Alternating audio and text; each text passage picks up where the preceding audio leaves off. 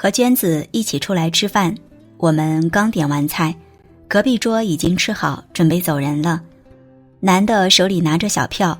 对正在收拾包包的女生说，一共是190，回头你微信上给我转100就行了。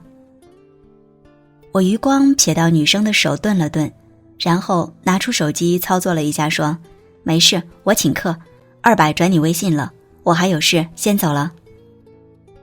那男的愣了一下，拿了自己的外套也出了店门。娟子没憋住笑说，十有八九是出来相亲的，这男的也真是，就算他不说，我觉得那姑娘也会自觉的 AA 制把钱转给他。现在好了，肯定没办法后续交往了。我也忍不住吐槽，是挺奇葩的，不过这一顿饭钱看清一个男人，对姑娘来说也挺值的。毕竟这还没在一起就想着占女方的便宜，万一真在一起了，指不定抠成什么样呢。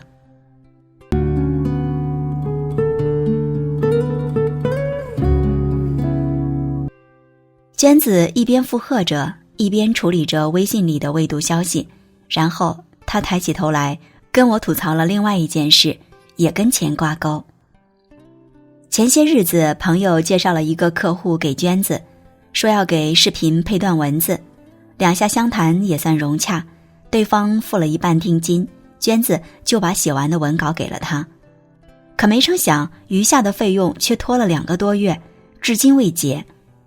对方最初是搪塞，说甲方那边出了问题，后来干脆连消息也不回了，却在朋友圈发着动态。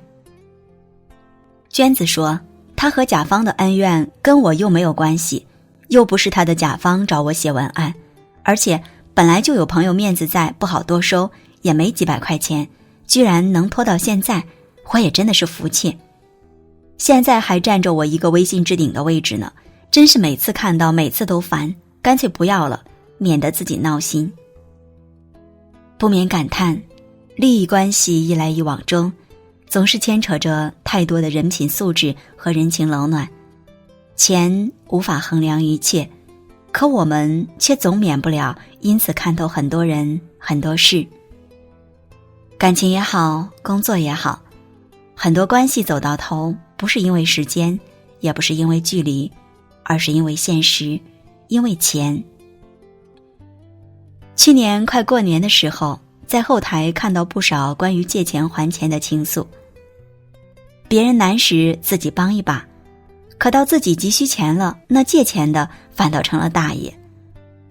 牵扯到钱的事，大多矛盾。熟人找你借钱，你不借就伤了情分，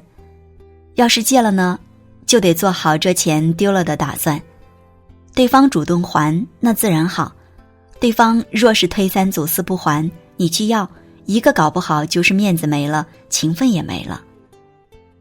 借钱最可怕的从来不是钱没了，而是到最后钱没了，朋友也没了。挺无奈的，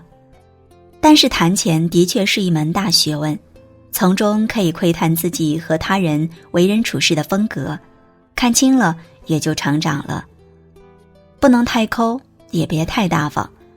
得有自己的计较，但不要锱铢必较，要权衡好了利弊再下决断，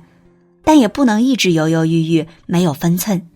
拿借钱来说，如果对方不厚道，那你也没必要瞅着情分不好说话，但凡有犹豫就不要做，免得最后徒给自己增烦恼。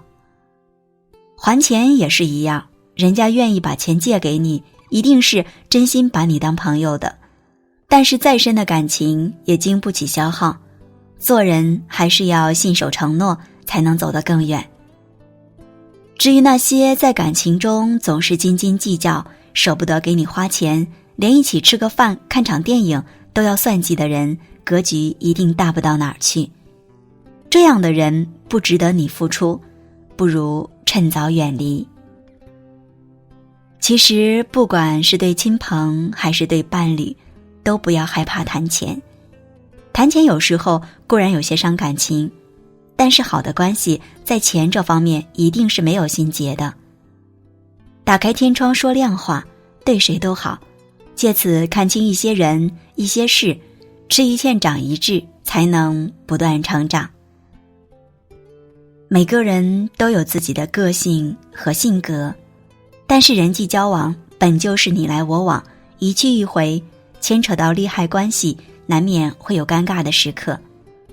但是我希望大家都能明白，对待钱的事必须干脆一些，别轻易开口找人借钱，别轻易留下钱的小尾巴，为此破坏了关系，实属得不偿失。同时也要仔细擦亮眼睛，看清哪些是真正值得你结交的人，而那些不厚道的人、自私的感情该远离的，就一定要尽早远离。珍惜真感情，拒绝假交情，别为难自己，也别为难他人，你的生活才会更舒畅顺利。共勉之。如果你也喜欢这篇文章，请点击订阅与分享，也可以在评论区留下你的看法。感谢您的收看，我们下期再见。